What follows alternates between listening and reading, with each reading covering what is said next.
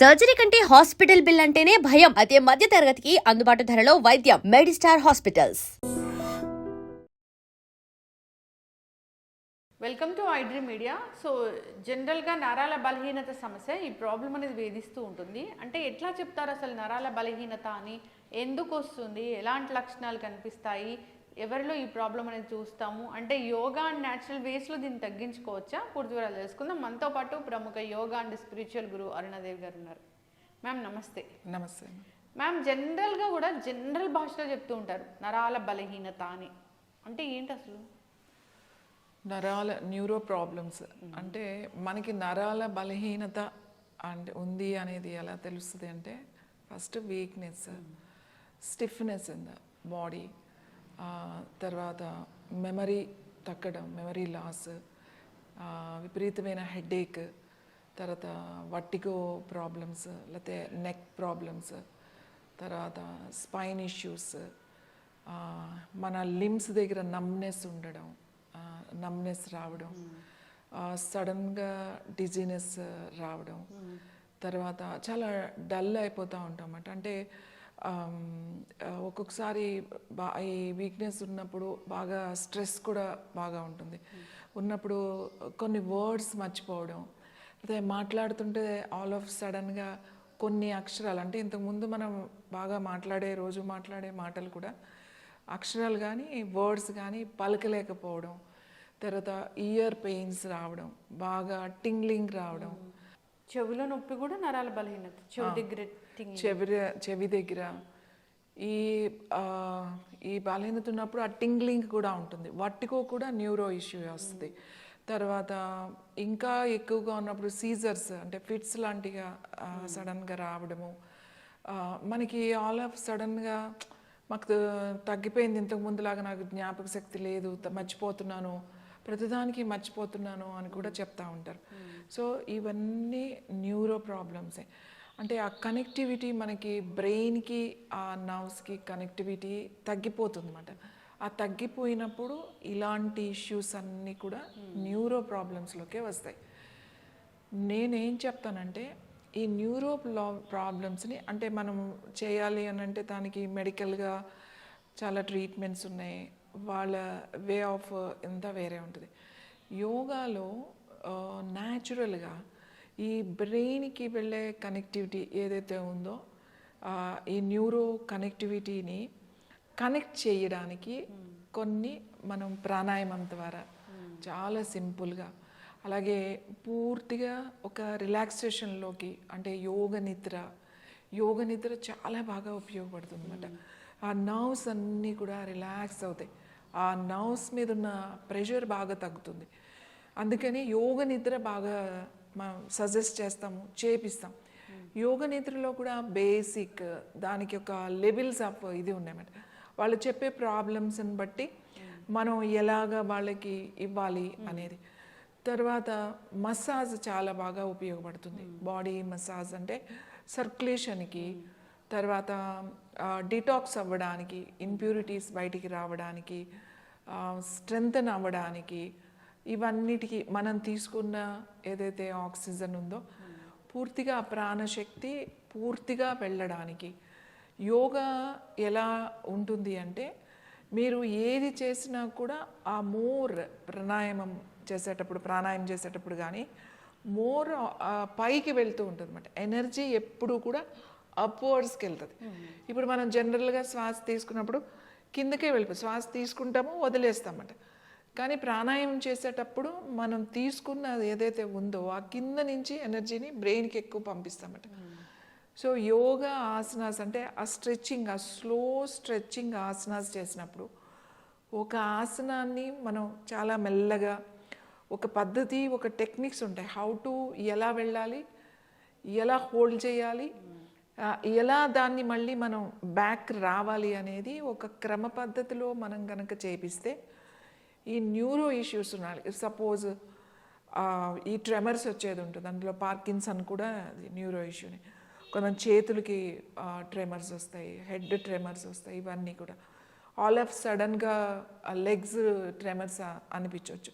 So అలాంటి problems ఉన్నప్పుడు suppose year ఇష్యూనే ఉంది అనుకున్నా, లేదా ఐ ఇష్యూస్, ఆప్టికల్ ఇష్యూస్ వచ్చినప్పుడు సడన్గా విజన్ కూడా మనకి ఒక్కసారి బ్లర్నెస్ అనిపిస్తూ ఉంటుంది మధ్య మధ్యలో.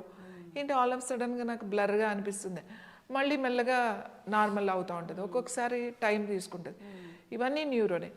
సో మనము వాళ్ళకి కొన్ని ముద్రాస్, అలాగే కొన్ని ప్రాణాయామం కానీ ఆసనాస్ అన్నీ ఒక గ్రూప్ ఆఫ్ ఇవి, రిలాక్సేషన్, తర్వాత వాళ్ళకి ఒక మంచి ఆయిల్స్, పర్టికులర్గా న్యూరో ప్రాబ్లమ్స్ ఉన్న వాళ్ళకి యాక్టివేట్ చేయడానికి కొన్ని హెర్బల్స్ వేసి మనం ఆయిల్స్ వేసి దాన్ని వండుతామన్నమాట. వండి ఆ ఆయిల్స్ని తీసుకుని వాళ్ళకి ధార అని, శిరోధార అని చెప్పి ఇవి మనం న్యాచురల్గా ఇవి చేస్తామన్నమాట. చేసినప్పుడు అది స్లోగా యాక్టివేట్ అవుతుంది, ఆ సర్క్యులేషన్ పెరుగుతుంది, ఆ బ్రీతింగ్, ఆ ప్రాణశక్తి ఏదైతే ఉందో అది అందుతుంది, పూర్తిగా బ్రెయిన్కి వెళ్తుంది.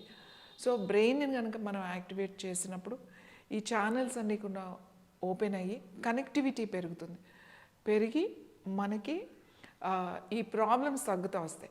అంటే ఇప్పుడు మనం నేచురల్ దాంట్లో మెడిసిన్స్ అనేవి చాలా తక్కువ వాడతాం, కొన్ని కేసెస్లోనే మెడిసిన్స్లోకి వెళ్ళాల్సి వస్తుంది. కానీ మనం ముందే గుర్తించినప్పుడు, నాకు ఆల్ ఆఫ్ సడన్గా బ్లర్నెస్ వచ్చేస్తుంది, లేకపోతే ట్రెమర్స్ వస్తున్నాయి, నిద్ర పట్టట్లేదు, డ్రైగా ఉంది, బాగా మెమరీ చాలా తగ్గిపోతుంది, నాకు ఆల్ ఆఫ్ సడన్గా ఎంతో అద్భుతంగా మాట్లాడే వాళ్ళు కూడా ఆలోచించాల్సి వస్తుంది అన్నమాట, సబ్జెక్ట్ ఉన్న వాళ్ళకు కూడా.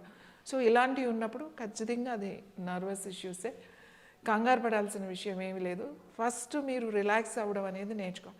నేను రిలాక్స్డ్గానే ఉన్నానండి, నేను బాగానే నిద్రపోతున్నాను, మంచి డైటే తీసుకుంటున్నాను, నాకేం పెద్ద టెన్షన్స్ లేవు, స్ట్రెస్ లేవు, నేను రిలాక్స్డ్గానే ఉన్నానని చాలామంది చెప్తారు. కానీ లోపల నర్వస్ సిస్టమ్ మీద పడే ప్రెషర్ ఏదైతే ఉందో, ఏ ఆలోచన అయినా సరే, ఇది నాట్ పాజిటివ్ అండ్ నెగిటివ్ అని కాదు, ఏదైనా సరే మీకు ఫస్ట్ ఒక ఆలోచన ఉన్నప్పుడు ఏ ఆలోచన అయినా దానిది బ్రెయిన్ స్టెమ్ మీద ఉంటుంది.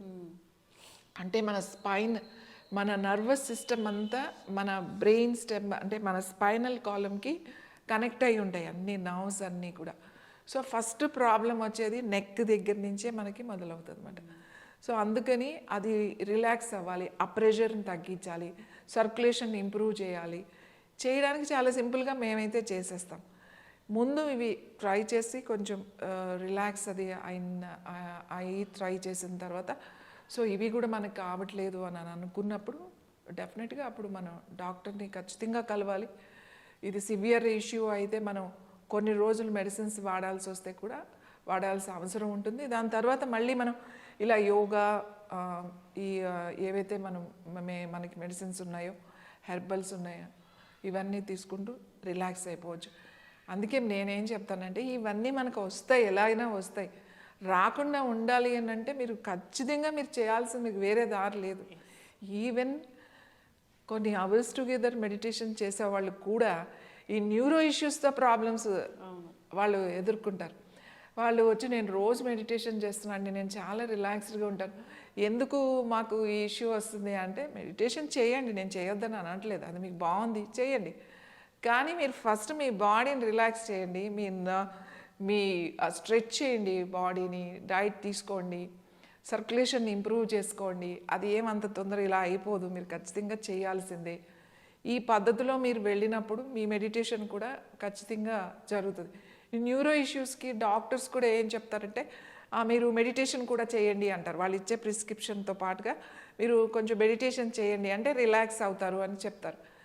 నేనేం చెప్తానంటే, అలా ఉన్నప్పుడు మెడిటేషన్ వాళ్ళు చేస్తే ఏమి రిలాక్స్ అవ్వరు, వాళ్ళు ప్రాపర్ వేలో రిలాక్సేషన్ టెక్నిక్స్ అవి కూడా నేర్చుకోవాలన్నమాట. సో న్యూరో ఇష్యూస్ ఇవి ఏది ఉన్నా కూడా ఈ న్యూరోకి సంబంధించినవి. కొంతమందికి ఇక్కడ పెయిన్ వస్తూ ఉంటుంది, ఈ ఇయర్ పెయిన్ కాదు, నాట్ ఈ పెయిన్ కాదు, ఇక్కడ పెయిన్స్, ఈ జా ఉంటుంది కదా, ఇక్కడ పెయిన్ అంటే చాలా ప్రెషర్ ఉన్నప్పుడు, చాలా రోజులు వాళ్ళకి స్ట్రెస్ ఉన్నప్పుడు కూడా ఈ పెయిన్ వస్తూ ఉంటుంది. ఈ పెయిన్ కోసం చాలా తిరుగుతూ ఉంటారు. ఈ పెయిన్ ఎట్లా తగ్గుతుంది అని ఆ న్యూరో డాక్టర్ దగ్గరికే వెళ్ళాలి ఖచ్చితంగా. వాళ్ళు మెడిసిన్ ఇస్తారు, ఈ పెయిన్ అంటే ఆ స్ట్రెస్ తగ్గించుకోండి అని చెప్తారు. That is the neuro problem. అదైతే మనం చాలా సింపుల్గా ఒక 2-3 సెషన్లోనే మనం ఈ పెయిన్ తగ్గించగలుగుతాం. ఎందుకంటే దాని ఈ జాన్ రిలీజ్ చేయాలి, మన ఎమోషన్స్, మన స్ట్రెస్ అంతా ఇక్కడ ఉంటుంది, ఈ జా లైన్స్లో ఉంటుంది అన్నమాట, ఇక్కడ స్టోర్ అయ్యి ఉంటుంది. సో చాలా ఇయర్స్ మనకి ఇది ఉన్నప్పుడు ఇక్కడున్న ప్రెషర్ని ఈ పాయింట్ ద్వారా మనం తీసేయగలుగుతాం అన్నమాట ఆ థెరపీతో. సో న్యాచురల్ వేస్ చాలా ఉన్నాయి, ఆయిల్స్ ఉన్నాయి, హెర్బల్ టీస్ చాలా చాలా బాగా పనిచేస్తాయి. హెర్బల్ టీస్లో తులసి బాగా పనిచేస్తుంది, చాలా రిలాక్స్డ్గా ఉంటుంది. తర్వాత క్యామమైల్ టీ మనకి చాలా అందుబాటులో దొరుకుతుంది, క్యామమైల్ టీ ఇది కూడా చాలా బాగా పనిచేస్తుంది. తర్వాత మిల్లెట్స్ ఉంటాయి కదా, మిల్లెట్స్లో ఎనీ మిల్లెట్ దాని గంజి తయారు చేసుకుని, అంటే ఉడకబెట్టి వార్చిన గంజి, పొద్దున్న చేసుకున్న గంజి సాయంకాలం తాగడం, సాయంకాలం చేసుకున్న గంజి ప్రొద్దున్న తాగడం, అంటే అది కొంచెం ఫర్మెంట్ అవ్వాలన్నమాట. సో ఇలా తాగడం వల్ల కూడా మనకు కోడో మిల్లెట్ అని అరికెలు ఉన్నాయి కదా, అవి కూడా ఈ ఏది తీసుకున్నా కూడా మంచిదే. కొర్రలు అరికెలు, అండు కొర్రలు, ఒట్టి గంజి మాత్రమే చెప్తున్నా నేను. ఆ గంజి కనుక మీరు తీసుకుంటే ఈ న్యూరో ప్రాబ్లం కూడా మనకి ఇబ్బంది లేకుండా స్ట్రెస్ బాగా తగ్గిస్తుంది. ఇంకా బాగా చెప్పాలంటే మందార చాలా చాలా చాలా బాగా పనిచేస్తుంది. మందార టీ ఫ్లవర్ ఉంటుంది కదా, ఒక 2 పువ్వులు ఒకటి దొరికినా సరే, దేశీ మందార నేను చెప్పేది, హైబ్రిడ్ కాదు. అలా ఉన్నప్పుడు మందార టీ కూడా చాలా రిలాక్స్డ్గా ఉంటుంది. తర్వాత అశ్వగంధ కూడా బాగా పనిచేస్తుంది. అశ్వగంధ కొంచెం పాలల్లో కలిపి తాగడం బాగా పనిచేస్తుంది. తర్వాత జాజికాయ కూడా బాగా పనిచేస్తుంది. నట్మెగ్ అంటాం కదా, మన మసాలాలో వాడతాం జాజికాయ. ఆ జాజికాయ పౌడర్ చేసి దాన్ని కొంచెం పాలల్లో తేనె అది కలుపుకుని తాగడం వల్ల కూడా నర్వస్ సిస్టమ్ రిలాక్స్డ్గా ఉంటుంది. నర్వస్ సిస్టమ్ రిలాక్స్డ్గా ఉండాలి అని అంటే that is the touch is the very important. అంటే టచ్లో న్యూరో సిస్టమ్ చాలా రిలాక్స్డ్గా ఉంటుంది. టచ్ అంటే ఏంటి, మనకి ఇష్టమైన వాళ్ళు అట్లా ఉన్నప్పుడు సాధారణంగా కొంచెం ఒక ఏజ్ వచ్చిన తర్వాత ఇలాంటి ప్రాబ్లమ్స్ అన్నీ ఎక్కువ వస్తాయి, కానీ ఇప్పుడు యంగ్ వాళ్ళకే వచ్చేస్తున్నాయి. నేనేం చెప్తానంటే వాళ్ళకి ఆ టచ్ సరిగ్గా లేదు, ఆర్ విమెన్ ఆర్ మెన్ ఎవరైనా కానివ్వండి. మనం ఏదైనా మనం మాట్లాడేటప్పుడు మనకు కావలసిన వాళ్ళు, మనకు దగ్గర వాళ్ళు ఏదైనా అన్నప్పుడు మనం పట్టుకుని కనుక వాళ్ళతో మాట్లాడితే చాలా వరకు అవతలి వాళ్ళ స్ట్రెస్ తగ్గుతుంది. అంటే మీరు ఏమీ చెప్పాల్సిన అవసరం లేదు, మనం జస్ట్ మాట్లాడేటప్పుడు కూడా. అందుకే నేను అంటే టచ్ ఈజ్ వెరీ ఇంపార్టెంట్.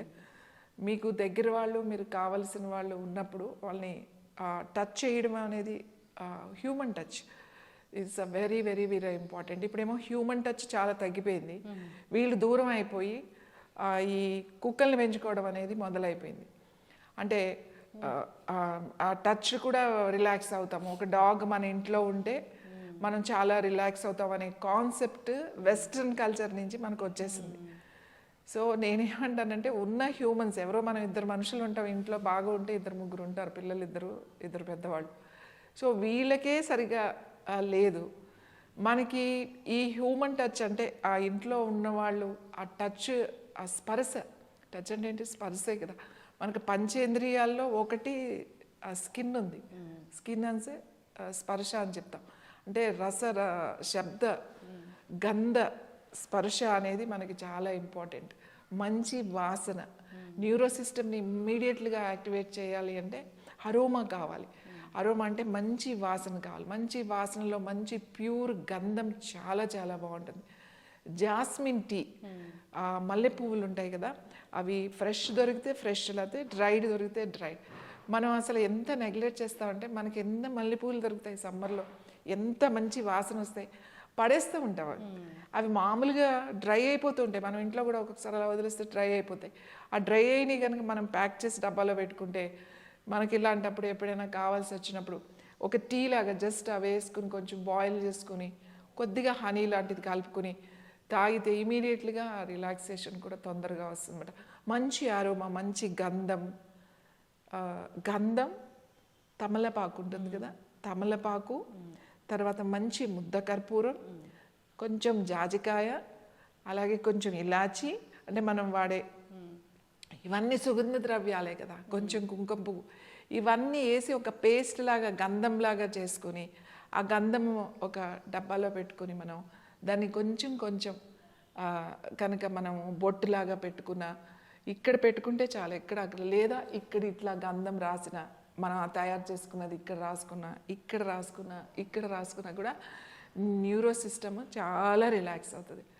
అందుకే మనం చూడండి, మనం ఎక్కడికైనా ఒక పూజకో లేకపోతే ఎక్కడైనా ఒక శుభకార్యం జరిగేటప్పుడు మనం వెళ్ళినప్పుడు అక్కడ పువ్వులు, తర్వాత మామిడి తోరణాలు, తర్వాత గంధము, అవన్నీ ఆ మనకు చాలా బాగుంటుంది, మనకు చాలా ఇష్టం. ఎందుకు ఇష్టపడుతున్నాము అని అంటే ఈ అరోమా అన్నమాట.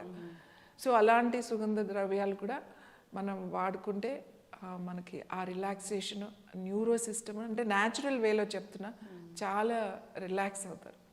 చక్కటి ఇన్ఫర్మేషన్ మ్యామ్. నరాల బలహీనత ఇదొక పెద్ద ప్రాబ్లము. అంటే అది ఒక సిమ్టమ్ బట్టి చెప్పలేము, రకరకాల సిమ్టమ్స్ అనేవి ఉంటాయి. సో ఈ నరాల బలహీనత ఉన్నప్పుడు యోగా అండ్ స్పిరిచువల్ వే దానికి చాలా బాగా పనిచేస్తుంది. అంతేకాదు మీరు చెప్పారు రిలాక్సేషన్ మెథడ్స్, న్యూరో సిస్టమ్ అంతా రిలాక్స్ అవ్వాలన్నా, యాక్టివేట్ అవ్వాలన్నా, సో దానికి ఎలా పనిచేస్తుంది, ఏంటి మన బిహేవియర్ ఎలా ఉండాలి అన్నీ కూడా అందరు ఫాలో అవ్వాలని కోరుకుందాం. చాలా చక్కటి ఇన్ఫర్మేషన్. ధన్యవాదాలు.